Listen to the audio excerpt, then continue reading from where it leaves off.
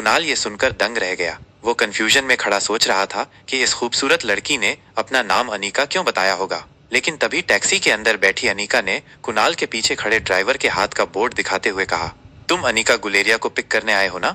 अब तक कुणाल भी अनीका के नाम वाले बोर्ड को देख चुका था। उसने सोचा कि टैक्सी में बैठी लड़की बस वो बोर्ड पर लिखा नाम पढ़ रही थी। इसलिए कुणाल ने आगे बढ़कर कहा, अरे उस मोटी को तो मैं टैक्सी से भेज दूंगा, आप दोनों आराम से मेरे साथ कार में चलिए ना। कुणाल की ये बात सुनकर अनीका ने उसे एक एरोगेंट स्माइल दी और टैक्सी ड्राइवर को टैक्सी चलने के लिए कह दिया। कुणाल के मुंह पर धुआं छोड़ती टैक्सी रफ्तार पकड़कर कुणाल के सामने से निकल गई। 2 पल के लिए कुणाल मायूस हुआ, लेकिन तभी उसे कुछ याद आया। हड़बड़ाहट में उसने ड्राइवर के हाथ से बोर्ड लिया और ड्राइवर को कहा, तू फटाफट इस टैक्सी के पीछे जाकर मैडम का पीछा कर और मुझे ये बता कि वो कौन सी होटल में रुकी है, और सुन, उन्हें बिल्कुल शक नहीं होना चाहिए, चल भाग। ड्राइवर झट से गाड़ी निकालकर अनीका की गाड़ी का पीछा करने लगा। हवाई अड्डे से मनाली लगभग 1 बजे से 1.5 बजे घंटे का रास्ता था। रिया ने वापस अपने कान पर हेडफोन्स लगाए और वो टैबलेट पर गेम खेलने में बिजी हो गई। वैसे रिया को देखकर कोई ये नहीं कह सकता था कि वो एक लड़की है। Jeans, sports shoes, T shirt, छोटे बाल और सर पर कैप। रिया की उम्र भले ही छोटी थी, मगर उस पर मॉडर्न टेक्नोलॉजी का काफी ज्यादा प्रभाव था। गेमिंग की दुनिया में रिया स्वीट एंजल के नाम से काफी पॉपुलर थी। रिया को गेम खेलते हुए देख अनीका सोच रही थी कि पता नहीं रिया को मनाली लाकर उसने सही काम किया था या गलत। मोबाइल की रिंग से अनीका अपने ख्यालों से बाहर आई तो उसने देखा कि उसके पापा गौतम बार बार अनीका के फोन पर कॉल किए जा रहे थे। अनीका ने बिना फोन उठाए अपने मोबाइल को साइलेंट मोड पर किया और आंखें बंद करके बैठी रही, मानो जैसे वो आने वाले तूफान के लिए खुद को मन ही मन तैयार कर रही हो। अगले 1 घंटे में अनीका की टैक्सी मनाली की सबसे बड़ी 5 स्टार होटल पैराडाइज इंटरनेशनल में दाखिल हुई, लेकिन उसका पीछा कर रहे राजू को होटल के मेन गेट पर ही रोक दिया गया। होटल का बेल बॉय अनीका का इंतजार पहले से कर रहा था। अनीका के आते ही बेल बॉय उसका सामान लेकर उसे लिफ्ट की ओर ले गया। होटल का प्रीमियम फर्नीचर, आकर्षित एम्बियंस और वेलकमिंग स्टाफ को देखकर समझ में आ रहा था कि क्यों देश विदेश से आए टूरिस्ट्स मनाली की इस शानदार होटल में रुकना पसंद करते थे। बेल बॉय ने अनीका को लिफ्ट की तरफ ले जाते हुए बोला कि उसका बुकिंग प्रेसिडेंशियल स्वीट में है, जो होटल के टॉप फ्लोर पर है।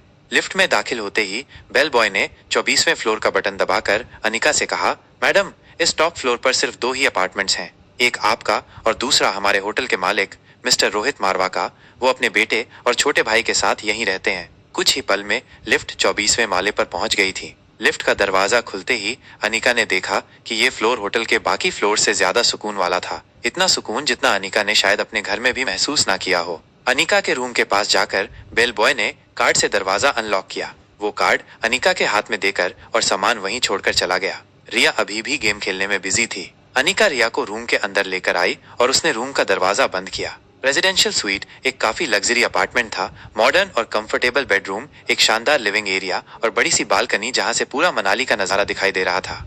ये प्रेसिडेंशियल स्वीट हर कोई अफोर्ड नहीं कर सकता था, क्योंकि कमरे का दिन का किराया 25,000 था। मगर world famous neuro surgeon doctor Amrita उर्फ अनीका को इससे क्या फर्क पड़ने वाला था। थोड़ी देर नई जगह का आनंद उठाने के बाद रिया थककर बिस्तर पर सो गई थी। अनीका प्यार से उसे चादर ओढ़ा रही थी। तभी उसका फोन वाइब्रेट हुआ। अनीका ने देखा कि उसके पापा गौतम का फोन आ रहा था। अनीका की आवाज से कहीं रिया जाग ना जाए, इसलिए हड़बड़ाहट में अनीका बेडरूम से बाहर आकर बेडरूम का दरवाजा बंद करके फोन उठाई। जैसे ही अनीका ने फोन उठाया, गौतम ने गुस्से से तिलमिलाकर कहा, Anika, what kind of behaviour is this?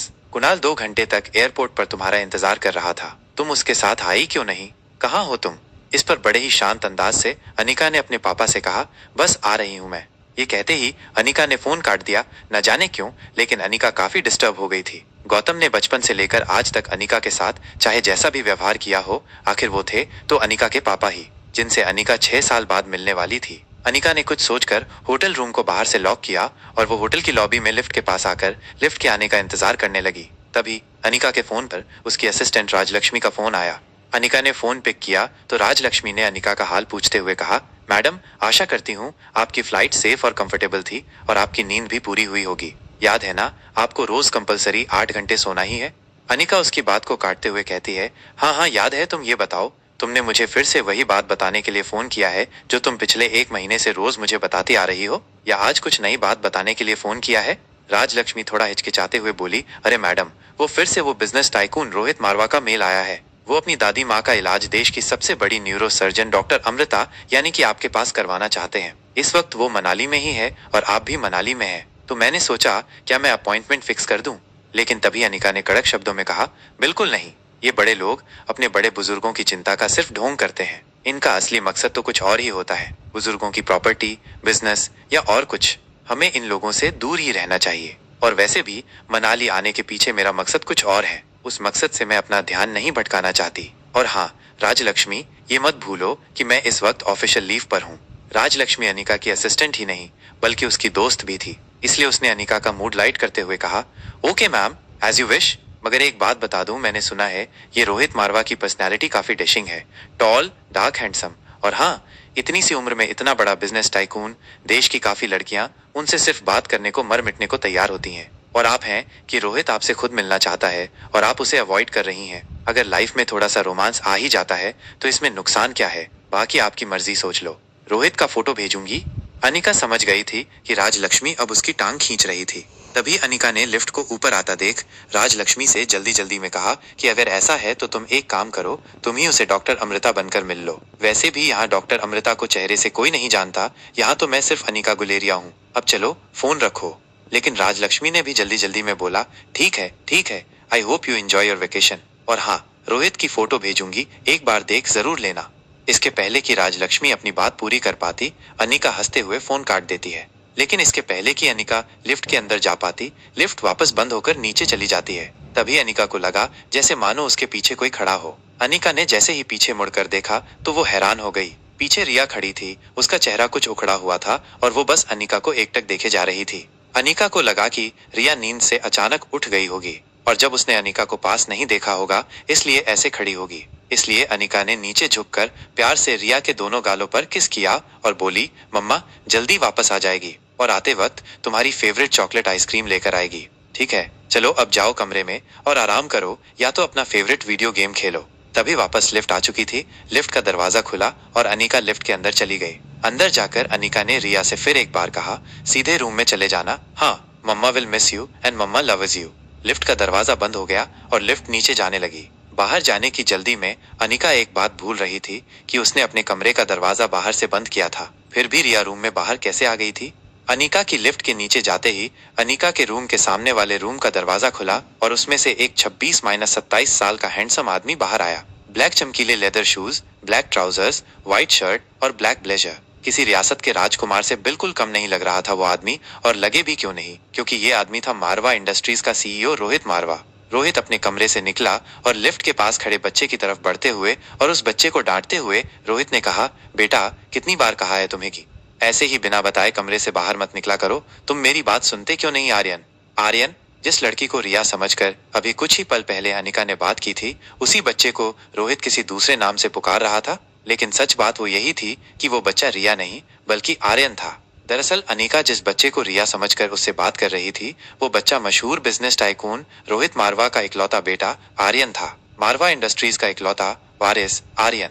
और इन सब में सबसे मजेदार बात यह थी कि रोहित का बेटा आर्यन और अनिका की बेटी रिया दोनों की शक्ल एक दूसरे से मिलती जुलती थी, यानी कि रिया और आर्यन हम शक्ल थे।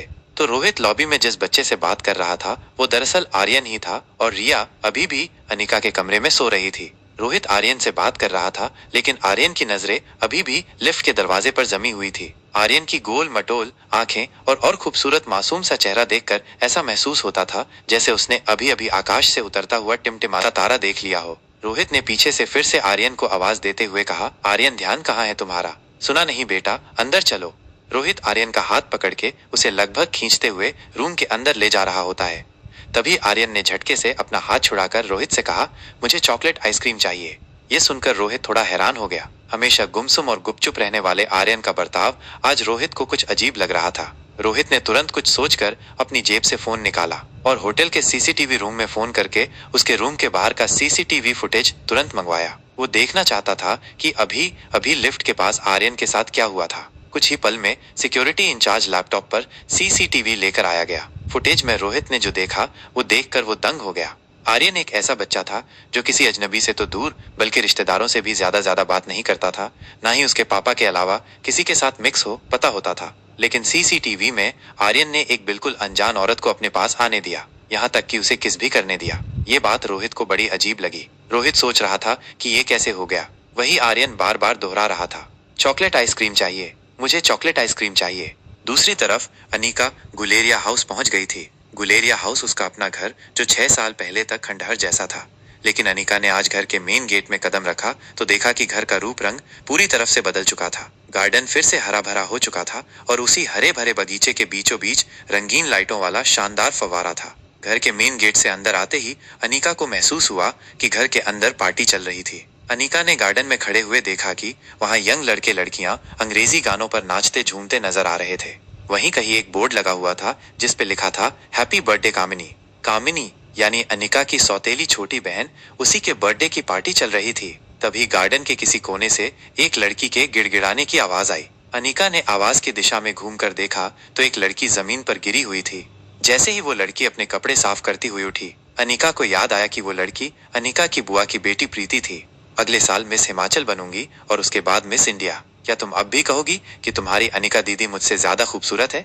डरी सहमी प्रीति ने दबी आवाज में कहा, हाँ अनीका दीदी बहुत सुंदर है। हाँ अनीका दीदी सबसे ज्यादा सुंदर है। कामिनी के हाथ में अनीका का पुराना फोटो था। वो अपनी सहेलियों को फोटो दिखाकर पूछ रही थी, ध्यान से देखो, इस मोटी को ये पागल प्रीति कह रही है कि ये मोटी मुझसे ज्यादा सुंदर दिखे। अब तुम लोग बताओ, जिसे ये मोटी सुंदर लगे वो तो कोई पागल ही होगी ना?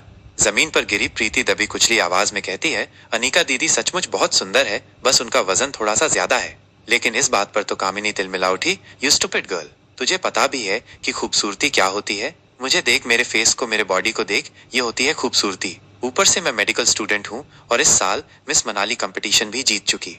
प्रीति की बात सुनकर सब हंस पड़े। कामिनी ने बड़े ही स्टाइल और एटीट्यूड में चलते हुए सब लोगों से कहा, अच्छा एक काम करते हैं, वोटिंग कर लेते हैं। आपको वोट करना है कि इस मोटी और मुझ में ज्यादा खूबसूरत कौन है, ठीक है? ये बात कहकर कामिनी ने अपने एक दोस्त से सिगरेट जलाने का लाइटर लिया और उससे अनीका की फोटो जला दी। दूर खड़ी अनीका चुपचाप ये सब देख रही थी। कामिनी ने जले हुए फोटो के टुकड़े एक जूस के गिलास में मिला दिए और कहा, तो गाइज, क्या आप अपने वोट के साथ तैयार हो? तो बोलो मुझे कितने वोट?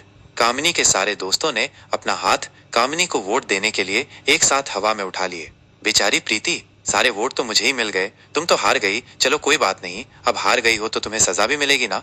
तो तुम्हारी सजा ये है कि तुम्हारी इस खूबसूरत मोटी दीदी के जले हुए फोटो की राख को मैंने इस जूस के गिलास में मिला दिया है। तुम्हें बस ये जूस पीना है। लेकिन जैसे ही प्रीति ने उस जूस को पीने से मना किया, कामिनी ने प्रीति के मुंह को अपने हाथ से पकड़कर उसके गालों को दबाया और कामिनी ने प्रीति को जबरदस्ती वो जूस पिलाने की कोशिश की। लेकिन इसके पहले कि वो प्रीति के मुंह में जूस डाल पाती, ऐन वक्त पर एक हाथ आकर बीच में कामिनी का हाथ पकड़कर उसे रोक लेता है। ये हाथ अनीका का था।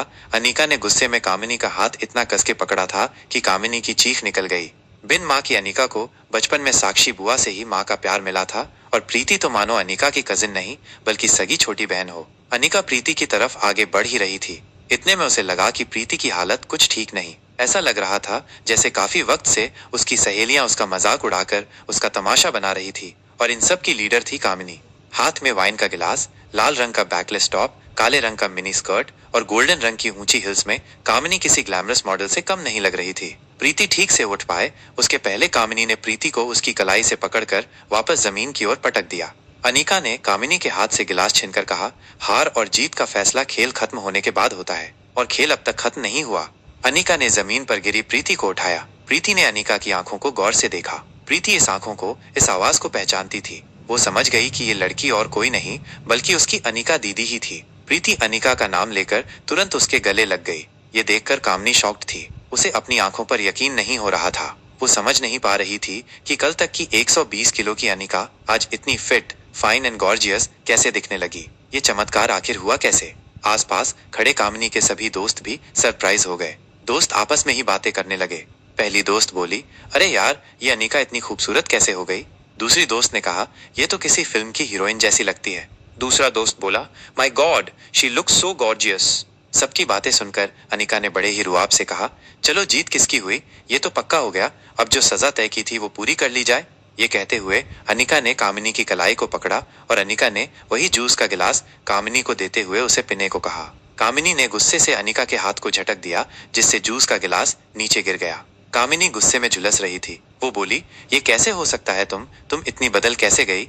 और तभी गिलास टूटने की आवाज सुनकर गौतम और अनीका की सौतेली माँ मनीषा वहां भागते हुए आ गए। उनके वहां देखते ही कामिनी ने नाटक शुरू कर दिया और एकदम से बेचारी बनकर कहने लगी, देखो माँ पापा, अनीका मेरी बर्थडे पार्टी में आकर मेरी पार्टी खराब करना चाहती है। मैंने सिर्फ इतना पूछा कि तुमने अपना वजन कैसे घटाया, तो मुझसे कहने लगी, अब मैं तुमसे काफी ज्यादा खूबसूरत हूँ, भला तुम्हारी औकात ही क्या है मेरे सामने। और ये कहते ही कामिनी झूठ मूठ रोने लगी। इससे पहले कि अनीका अपनी सफाई में कुछ कहती, हमेशा की तरह गौतम ने बिना सच्चाई जाने अनीका को डांटना शुरू कर दिया। बस करो, अब अनीका बहुत तमाशा हो गया, एक डिवोर्स पेपर पर साइन करने के लिए कितना नाटक करोगी, और घर के अंदर चलो, कुछ जरूरी बात करनी है तुमसे।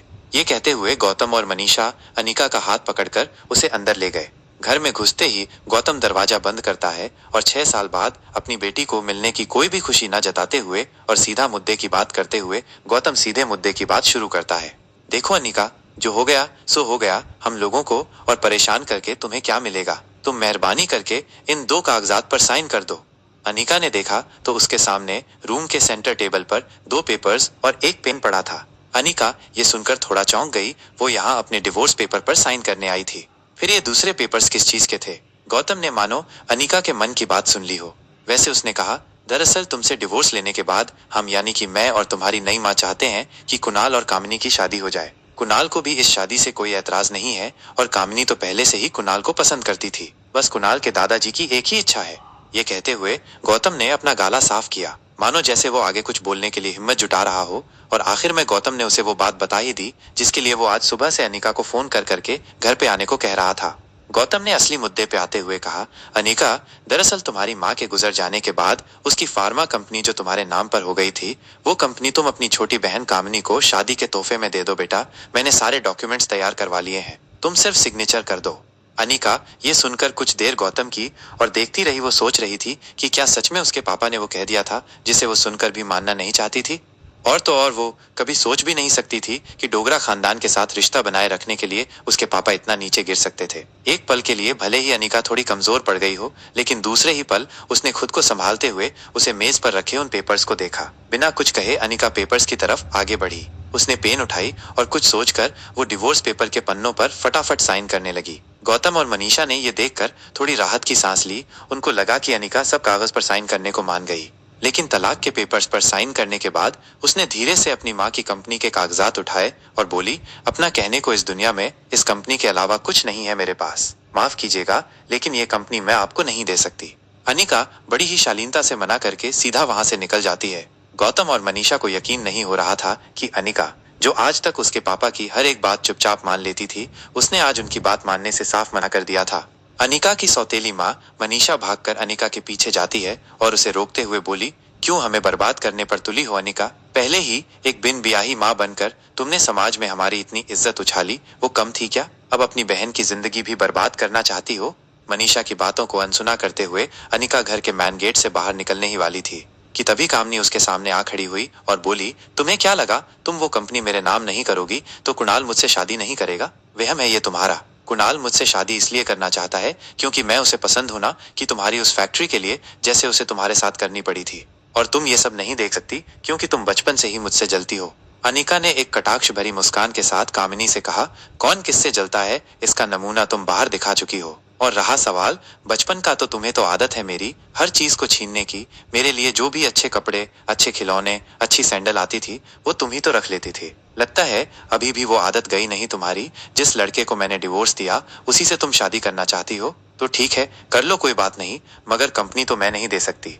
बचपन में अनीका का फायदा हर कोई उठा ले जाता था, लेकिन इसके बावजूद उसके मुंह से कभी चुतक नहीं निकलती थी। शायद इसीलिए सबने सोचा होगा कि अभी भी अनीका को बहला फुसलाकर, समाज का और बहन के भविष्य का वास्ता देकर बहलाकर उसका फायदा उठाया जा सकता है। लेकिन किसी को नहीं पता था कि अनीका का शरीर ही नहीं, उसका मन, उसके विचार, हर कुछ इन 6 सालों में बदल चुका था। आज अनीका को इस तरह सबके अरमानों पर पानी फेरता देख सब लोग गहरे शौक में थे। अनीका के मुंह से ऐसे तीखे शब्द कामिनी पहली बार सुन रही थी और अब कामिनी का पारा 7वें आसमान पर था। वो घुर्राते हुए अनीका से बोली, समझती क्या हो खुद को? वजन घटा लिया तो जबान भी लड़ाना सीख गई क्या? चाहे कुछ भी कह लो, मैं कल भी तुमसे ज्यादा खूबसूरत थी और मैं हमेशा तुमसे ज्यादा खूबसूरत रहूंगी।